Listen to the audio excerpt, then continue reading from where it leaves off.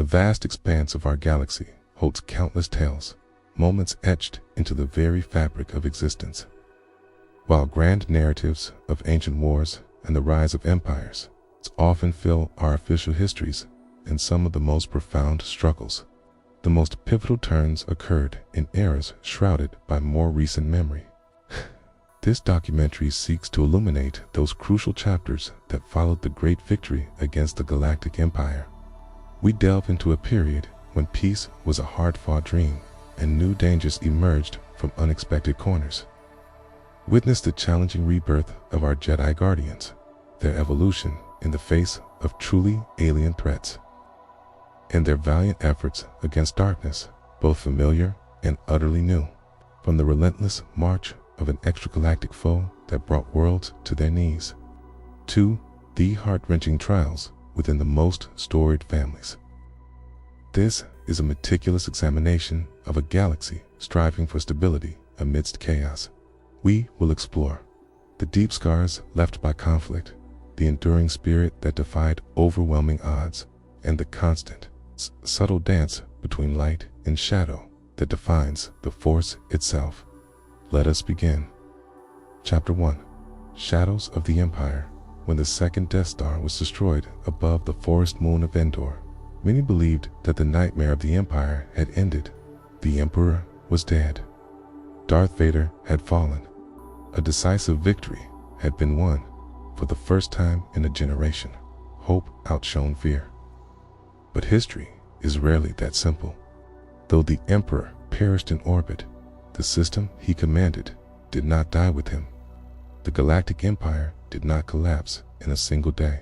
It teared, and what emerged from its broken pieces was something far more dangerous, a galaxy in chaos. On Coruscant, the heart of the old regime, loyalists moved quickly to prevent panic. The news of Palpatine's death was suppressed. Holonet access was restricted. Images of the destruction were erased or rewritten. The Imperial Ruling Council, a group of senior advisors and bureaucrats, attempted to maintain the illusion that the Emperor had survived. Some even claimed he had become more powerful beyond flesh. Among those who rose in the chaos was Grand Vizier Saipez's Dodge, long considered the voice of the Emperor in political matters. He declared himself the acting head of state. He had no real control over the military, but through bureaucracy and procedure, he held the capital together. For a time, his leadership was weak, but his intentions were loyal. That loyalty would not save him. In the shadows, another force moved. The Director of Imperial Intelligence, Isan Izard, began eliminating rivals. Her methods were precise: assassinations, disinformation, sudden disappearances. Those who opposed her found themselves silenced, disgraced, or dead. Within months, Isan Izard removed Pestage and took command of Coruscant. She abolished the ruling council and declared herself the Director of State. Her rule was enforced not by popular support, but by terror. While the New Republic formed from the remains of the Rebel Alliance, Isan Izard ruled the former capital like a spider in the center of a collapsing web. Her most feared weapon was hidden beneath the surface of the planet itself. Tipin, the Undercity, buried during the last years of the Clone Wars, lay a superstar destroyer. Officially, it did not exist. In reality, it had been converted into a psychological prison. Inside its corridors, political prisoners were broken, reprogrammed, and reshaped into perfect Imperial agents. Isan Izard used Lusankya not only to destroy her enemies, but to maintain the illusion that she ruled a true empire. In truth, she ruled a tomb. Beyond Coruscant, the story was no different. The death of the Emperor unleashed a wave of opportunism. Warlords emerged across the Outer Rim. Some declared themselves rightful heirs to Palpatine. Others refused to recognize his death. Admirals who once served under the same flag now launched fleets against one another. Order was gone. Only power remained. Meanwhile, the New Republic grew from rebellion into governance. Mon Mothma was named Chancellor. She declined emergency powers and refused to rebuild the Old Republic exactly as it was. The New Republic Charter emphasized planetary sovereignty, proportional representation, and civilian leadership over military command. Was not a perfect system, but it was born from experience. It would not repeat the same mistakes. Leia Organa Solo served as both senator and diplomat. She traveled between systems, speaking not only as a politician, but as a witness. She had seen Darth Vader. She had spoken to the Emperor. She had lived through the destruction of Alderaan. Her presence gave credibility to the New Republic's ideals. She was not speaking about history. She was history. General Wedge Antilles formed Rogue Squadron into an elite liberation force. Planet by planet, system by system, Rogue Squadron led the charge to reclaim worlds under Imperial control. Their campaigns freed Brental for Buro-Liaz and eventually Thifera, where the vital Bacta industry had been seized by Isan Isard's agents. When Rogue Squadron liberated Coruscant, it was not with overwhelming force, but with precision. They bypassed planetary shields, exploited data leaks within the capital's defense grid, and coordinated an uprising from within. Citizens who had been silenced for decades took to the streets. The New Republic flag was raised over the Imperial Palace for the first time. Isan Isard escaped. She left Coruscant aboard Lusanki itself, tearing the ship free from its underground vault and blasting through the city. The escape caused massive devastation. Thousands died. Her departure marked the end of Imperial rule on Coruscant. The New Republic had captured the heart of the galaxy, but the body was still infected. Warlords across the Mid-Rim and Outer Rim grew stronger. Among them was Admiral Ginge, who declared himself warlord of the Empire and established a dominion known as the Iron Fist. Another, Admiral Delvardis, built the Night Hammer fleet. There was no unity among them, only ambition. And somewhere, far beyond the known galaxy, in the unknown regions, a force watched and waited. A Grand Admiral who had vanished years before began planning his return. His name was Thrawn. It would be years before he emerged. But even now, rumors of him spread like whispers in the void. The Battle of Endor did not bring peace. It brought change, and with change came chaos. The Galactic Civil War was far from over while the New Republic worked to establish its government and liberate occupied worlds. The remnants of the Empire splintered into factions that fought not only the New Republic, but one another. These warlords and admirals sought to fill the void left by the Emperor's death, often wielding vast fleets and armies. One such warlord was Admiral Ginge, known for his ruthless campaigns across the Mid-Rim and Outer Rim. His domain stretched across dozens of star systems. He styled himself the ruler of the Iron Fist, a symbol of his uncompromising will. Ginge's fleet was formidable, relying on the remnants of the Imperial Navy combined with stolen and salvaged warships.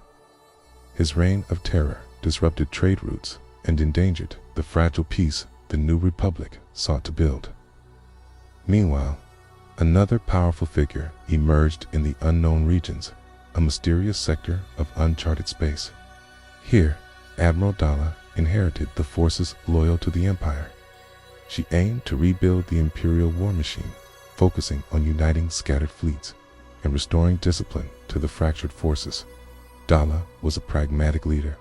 She sought to use strategy and political alliances rather than brutality alone. Among these fracturing forces was also Admiral Delvardus. Known for his creation of the Night Hammer fleet, Delvardus commanded a stealthy fast-strike force that carried out raids deep into New Republic space. His tactics were unpredictable, sowing fear among supply convoys and diplomatic vessels. Delvardus was more interested in weakening the New Republic's influence than in outright conquest. During this time, rumors circulated of a figure long thought lost. Grand Admiral Thrawn, once a brilliant tactician and feared by many in the New Republic and Imperial circles alike, vanished shortly before the Battle of Endor. His absence had created a power vacuum in the unknown regions. 4 years scattered intelligence reports hinted at his presence, quietly gathering forces, developing new technologies, and preparing to return to the galaxy's stage. His plans remained shrouded in mystery, but his reputation alone caused unease throughout the sectors, while the warlords carved up territory and fought among themselves. The New Republic expanded its reach with measured diplomacy and military campaigns. The liberation of key planets such as Brental IV and Berolius demonstrated the Republic's growing strength. These victories disrupted the Empire's supply chains and denied warlords access to vital resources. Rogue Squadron, led by General Wedge Antilles, became a symbol of hope and resistance during these campaigns. Their daring strikes against Imperial outposts and warlord fleets earned them widespread acclaim. The pilots of Rogue Squadron were known not only for their skill, but for their willingness to take immense risks to protect innocent lives. Members such as Taicho Selchu helped coordinate rescue missions for political prisoners held by the building remnants of the Empire, including those detained aboard the superstar destroyer Lusancia. The capture of Coruscant was a defining moment. The New Republic's liberation forces coordinated a combined orbital and ground assault. They took advantage of intelligence leaks from defectors within Imperial ranks and exploited weaknesses in the planetary shield generators. The uprising of the planet's populace, long oppressed and fearful, played a crucial role in breaking Imperial control. The Imperial Palace was seized, and for the first time in decades, the New Republic flag flew over the capital world. Though Coruscant had been liberated, Isan Izard escaped aboard Lusancia. Her disappearance left a lingering threat in the galaxy. The Lusancia itself, with its arsenal and terrifying legacy as a prison ship, became a symbol of Imperial terror long after the fall of Coruscant. Beyond direct military conflicts, the New Republic faced internal challenges. The Senate, formed from representatives across liberated systems, debated how to govern effectively. Many questioned how to balance civilian control with the need for strong defense. Some factions feared a resurgence of authoritarianism under the guise of security, while others believed that the Empire could rise again if not confronted decisively. Leia Organa Solo continued to serve both as a senator and as a diplomat. Her first-hand experience of the war's horrors gave her voice unmatched authority. She advocated for reconciliation wherever possible, encouraging former Imperial officers who were willing to abandon their old loyalties to join the New Republic's cause. Her efforts laid the groundwork for integration programs that sought to heal wounds on both sides. Meanwhile, Luke Skywalker began what would become a legendary journey. Leaving behind the battles and politics, he sought to rediscover the true nature of the Force. His quest led him to the ruins of ancient Jedi temples, the forgotten holocrons of past generations, and the dark places touched by Sith influence. Luke's vision for the Jedi was not to recreate the order of old, but to forge a new path, one that embraced balance, compassion, and understanding. The galaxy watched as Luke assembled his first students at the Jedi Praxium on Yavin 4. Among them were Kype, Durin, and Corn Horned, beings with diverse backgrounds and abilities.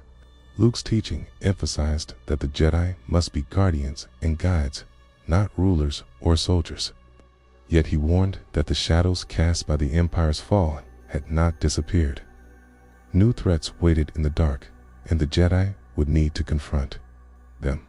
Thus, the years following Endor were marked by struggle on many fronts: military, political, and spiritual. The New Republic's victories were hard-won. The Empire's remnants fought with desperate cunning. Keen, the Jedi sought to heal and protect a fractured galaxy. Keen, in the midst of it all, the future remained uncertain. The shattered Empire had left scars that would not heal quickly.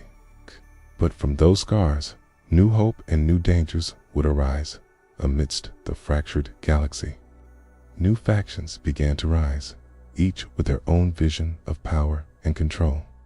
The remnants of the Empire were no longer a united force, but a fractured collection of warlords, each claiming legitimacy.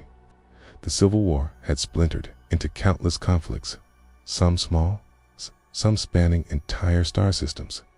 Admiral Ginge maintained a vast dominion known as the Iron Fist. His methods were brutal and efficient. He employed mercenaries and pirates to supplement his forces, enforcing his rule with overwhelming firepower. His stronghold in the Mid-Rim became a bastion of Imperial resistance, feared by many and opposed by the New Republic's forces. In the Outer Rim, Admiral Delverdis's Knight Hammer fleet struck fear into the hearts of supply convoys. His use of stealth tactics and hit-and-run assaults disrupted New Republic logistics and slowed the spread of stability. His forces were less numerous than Ginge's, but highly specialized and feared for their precision. Meanwhile, Admiral Dala sought to unite these factions, recognizing the danger in their disunity.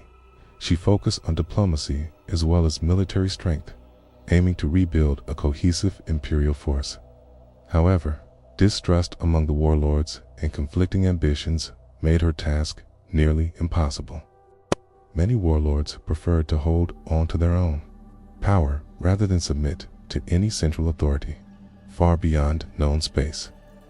Grand Admiral Thrawn quietly built his forces in the unknown regions. His technological innovations and tactical genius made him a formidable figure, even in exile.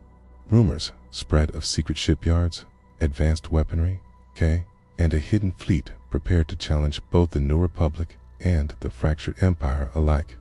The political front. The New Republic struggled to balance its ideals with the realities of governing a galaxy still scarred by war. The Senate often found itself mired in bureaucracy and political infighting, with many senators wary of centralizing power too much. The legacy of the old republic loomed large, and a fear of authoritarianism influenced many decisions. Leia Organa Solo played a critical role in bridging the gaps between former enemies. Her efforts at reconciliation helped to bring former Imperial officers and soldiers into the New Republic fold, easing tensions and strengthening the new government's legitimacy. Her diplomatic skills were essential in navigating the delicate politics of a galaxy still healing from decades of conflict. Meanwhile, Luke Skywalker's efforts to rebuild the Jedi Order met with both success and challenge. Students faced threats not only from external enemies, but also from within. As differing interpretations of the Force and the Jedi's role emerged, Luke's vision of a balanced and compassionate Jedi Order stood in contrast to the traditional dogma of the past. The Jedi Praxium on Yavin 4 became a beacon of hope, training new generations of Jedi who would serve as guardians and peacekeepers. Yet, Luke remained aware that darkness lingered. The Sith and other dark forces had not been entirely vanquished, and new threats were always on the horizon as the galaxy moved forward. It became clear that the period following the fall of the Empire was one of both hope and uncertainty.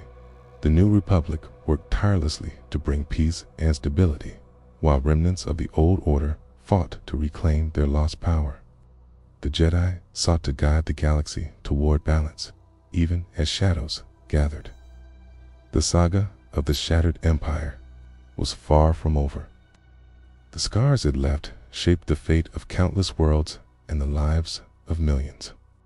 But from those scars, new stories of heroism, betrayal, and survival would emerge, continuing the timeless struggle between light and dark in the galaxy far, far away. Chapter 2: Thrawn Ascending. The return of the Empire's tactical genius.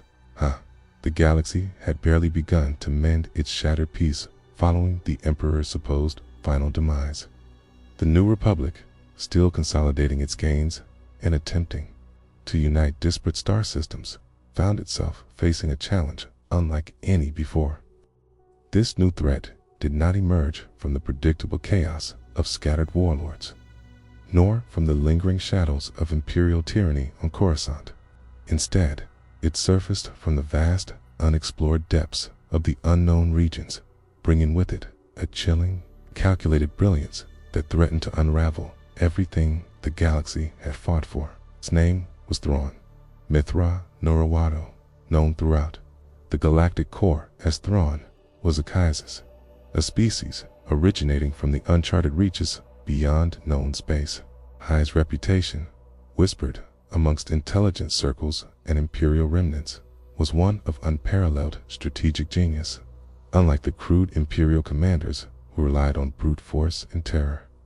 Thrawn understood that true victory stemmed from a profound comprehension of an adversary's culture, their art, their psychology. It's believed that, to effectively defeat an opponent, one must first understand their every nuance, seeing their strengths and weaknesses reflected in their creative expressions. This unique and terrifying insight set him apart and made him arguably the most dangerous adversary the nascent New Republic would ever encounter. Thrawn's story was shrouded in mystery. He had been encountered by Imperial forces years before the Battle of Endor, his extraordinary tactical mind quickly propelling him through the ranks. However, his alien origins and unconventional methods often clashed with the human-centric and rigid Q doctrines of Emperor Palpatine's empire. Ultimately, he was dispatched by Palpatine back into the unknown regions, seemingly to fade into obscurity. This apparent exile, however, proved to be a pivotal advantage. It allowed Thrawn to escape the internal purges and the self-destructive tendencies that consumed the Empire after Palpatine's demise. More crucially, it granted him invaluable time to meticulously construct a new power base, to gather vast amounts of intelligence on the galactic powers, and to prepare for his grand, devastating return. He cultivated a highly loyal force, trained in his unique tactical philosophy, and developed clandestine shipyards and technologies that would afford him a crucial edge. He was patient. He was thorough. He was utterly prepared. The revelation of Thrawn's reemergence sent an icy wave of fear across the New Republic. Here was an enemy who thought differently, who anticipated every countermove, and who seemed to possess an almost preternatural understanding of warfare. The military campaigns that followed would be etched into the memory of the galaxy, a testament to the fact that intellect could be a more devastating weapon than any superlaser. These were not random acts of aggression. This was a meticulously planned assault designed to dismantle the New Republic from within. Thrawn's grand strategy was not simply to conquer star systems, but to demoralize and dissect the New Republic piece by agonizing piece. He aimed to sow discord within their ranks, to undermine their confidence, and to force them to question the very foundations of their fledgling government. He understood that the New Republic, forged from a diverse and often fractious rebellion, was inherently vulnerable to internal division, exploited every political disagreement, every personal grudge, every logistical weakness with chilling surgical precision. The core worlds, once liberated, now found themselves embroiled in subtle, manufactured conflicts, diverting crucial resources and attention from the true threat. One of Thrawn's most significant strategic advantages lay in his uncanny ability to uncover and utilize long-forgotten Imperial assets. His most famous acquisition was the Katana fleet, also known colloquially as the Dark Force. This legendary armada comprised 200 dreadnought-class heavy cruisers that had vanished decades prior due to a catastrophic hyperspace malfunction, becoming a whispered legend of a lost power. Each vessel in the Katana fleet was equipped with an archaic but incredibly effective slave circuit system, allowing a single, highly trained crew to command multiple ships with unprecedented synchronization. Recovering these dreadnoughts provided Thrawn with an immediate and formidable naval force, one that could engage the New Republic's scattered fleets with overwhelming numerical superiority and devastatingly coordinated fire. The recovery of this lost fleet was a testament to Thrawn's meticulous planning and his access to deep, obscure Imperial intelligence. It symbolized his capacity to turn forgotten histories into present, undeniable threats. To further bolster his power, Thrawn employed a twisted and profoundly dangerous ally, Jaruus C'baoth, a deranged clone of a deceased Jedi Master. Jaruus C'baoth, having been imperfectly replicated and lacking the ethical guidance and rigorous training of a true Jedi, was a deeply disturbed and immensely powerful dark side practitioner. His very existence provided Thrawn with a terrifying, unpredictable weapon. Jaruus C'baoth, his abilities in the Force, though unhinged by madness, allowed him to manipulate minds, create intricate illusions, and project overwhelming telekinetic power.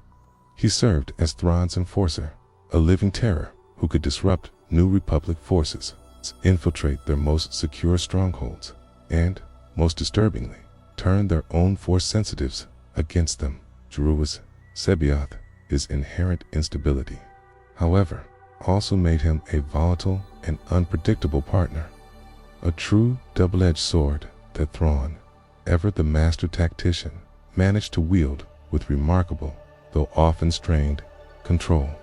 He represented a dark, perverted mirror image of Luke Skywalker's earnest and arduous attempts to rebuild the Jedi Order, showcasing the profound dangers of unchecked Force power and the seductive corruption of the dark side. The mere presence of this mad clone master sent shivers through the nascent Jedi ranks. The reemergence of the clone master was particularly unsettling for Luke Skywalker, forced him to confront the dark side's enduring lure and the dangerous implications of unchecked power, especially when combined with advanced cloning technology. Jaruus C'baoth's existence also highlighted the stark vulnerability of the New Republic to Force-based threats, a domain they had largely underestimated in their focus on conventional military and political reconstruction. The Jedi, few in number, found themselves facing a Force user whose power rivaled their own, but whose morality was utterly absent. Crucial to Thrawn's operations, and indeed to the very narrative of this era, was his recruitment of Mara Jade, a former hand of the Emperor. Mara Jade was a woman of immense skill, extraordinary resourcefulness, and a deeply complicated past. After the Emperor's death, her life's purpose had been violently shattered, leaving her bitter, adrift, and searching for meaning. She carried within her a deep-seated, Force-instilled directive to kill Luke Skywalker, a final, insidious command imprinted by Palpatine himself. Thrawn, with his unparalleled understanding of individuals, recognized her latent Force abilities, her immense talents as a pilot and operative, and her unique psychological vulnerabilities. He offered her a new purpose, exploiting her lingering loyalties to a structured power and her desperate desire for stability and a sense of belonging. Mara Jade swiftly became one of Thrawn's most effective and dangerous agents, executing daring infiltrations, gathering critical intelligence, and performing acts of sabotage with chilling efficiency. Her insider knowledge of Imperial procedures and her ability to seamlessly navigate both the shadowy underworld and the rarefied circles of high society made her an invaluable asset. Yet, beneath her professional facade, a profound internal struggle simmered. Her forced proximity to Luke Skywalker during various confrontations, often in high-stakes life-or-death situations, began to slowly but surely chip away at her ingrained hatred, forcing her to confront the true nature of the Force and her own identity. Her journey from the Emperor's deadliest assassin to a complex, morally ambiguous figure would become one of the most compelling narratives of the Thrawn campaign, showcasing the subtle but powerful influence of choice and the profound potential for redemption. Even in the most unlikely of individuals, Thrawn's campaigns were a relentless series of tactical masterpieces, each move designed to maximize New Republic resource expenditure and psychological impact. He launched a deceptive, devastating surprise attack on the critical Sluis Van shipyards, not with the intention of outright destruction, but to strategically cripple their repair capabilities and to steal vital components, showcasing his profound economy of force. A single action set back New Republic fleet reconstruction by months, if not years. He manipulated the peaceful, honorable people of the Nagri to serve his ends, revealing his insidious ability to turn even innocent populations into unwitting, lethal weapons. He accomplished this by exploiting their deeply ingrained sense of honor and obligation, twisting their traditions against them. He employed cloaked vessels, utilizing advanced stealth technology that the New Republic was ill-equipped to detect. He pioneered unexpected hyperspace routes and expertly used misdirection to keep the New Republic constantly off balance, forcing them to disperse their already strained forces. He rarely, if ever, engaged in direct, head-on confrontations, unless it was to his overwhelming advantage, preferring to outwit and outmaneuver his opponents. His battles were as much psychological as they were physical, designed to create confusion, fear, and internal dissent within the New Republic command structure. The New Republic, under the earnest leadership of Chancellor Mon Mothma and Princess Leia Organa Solo, found itself constantly reacting to Thrawn's every move, always a step behind. Their military, while steadily growing in numbers and experience, often lacked the centralized coordination and unified command needed to effectively counter such a singularly brilliant and cohesive mind. Admiral Akbar, a seasoned and respected veteran, found himself stretched impossibly thin, desperately attempting to anticipate an enemy who seemed to predict their every countermove with chilling accuracy. The political landscape of the New Republic, with its foundational emphasis on individual planetary sovereignty and the often lengthy processes of democratic debate, sometimes hindered swift and decisive action, a fundamental weakness that Thrawn expertly exploited to his immense advantage. He would target worlds whose senators held opposing views, forcing internal New Republic squabbles to escalate into full-blown crises. Despite his strategic brilliance and the near-unstoppable momentum of his campaigns, Thrawn was ultimately defeated, not by a grand fleet engagement or overwhelming New Republic might, but by an internal act of righteous vengeance. During the climactic and desperate battle of Bilbringi, his own Nagri bodyguard, Rock, struck him down. Rock, whose people had been manipulated, enslaved, and subtly poisoned by Imperial forces under Palpatine's command, discovered Thrawn's insidious deception regarding the Nagri's true history and their continued servitude. In a moment of absolute, burning fury and profound realization, Rock exacted justice, assassinating the Grand Admiral and plunging the Imperial remnant into immediate disarray. The sudden collapse of their brilliant leader's consciousness sent shockwaves through the Imperial command structure, leading to a swift and catastrophic defeat. Thrawn's death ended his immediate, direct threat to the New Republic, but his legacy lingered like a cold, enduring shadow. He had exposed the galaxy to the true face of strategic genius, demonstrating with horrifying clarity that a single, brilliant mind could almost bring an entire, burgeoning government to its knees. His campaigns forced the New Republic to mature at an accelerated pace, to streamline its military command, and to develop a far more cohesive and effective intelligence network. They learned, through bitter experience, to anticipate unconventional threats and to deeply understand the psychological dimension of warfare, a lesson that would prove invaluable in future conflicts. The influence of Thrawn would be felt for years, even decades. Hues were meticulously studied at military academies across the galaxy. His name invoked with a mixture of fear and grudging respect, even by his former enemies. Even after his death, his ideas and the scattered remnants of his loyalists would continue to pose challenges, shaping the strategic landscape. The Empire, though fragmented once more, had glimpsed what it could be under truly inspired leadership. And that potent vision would continue to motivate certain dark factions, preventing a complete collapse of imperial ideology. Thrawn had irrevocably changed the nature of galactic conflict, proving that battles were won not just with blasters and starships, but with cunning, foresight, and a profound, often terrifying, understanding of the enemy's very soul. His abrupt absence left a significant power vacuum in the unknown regions, but his indelible legend ensured that the New Republic would never again underestimate the cunning and insidious nature of its foes. The galaxy would forever remember the name Thrawn as the chilling epitome of strategic terror.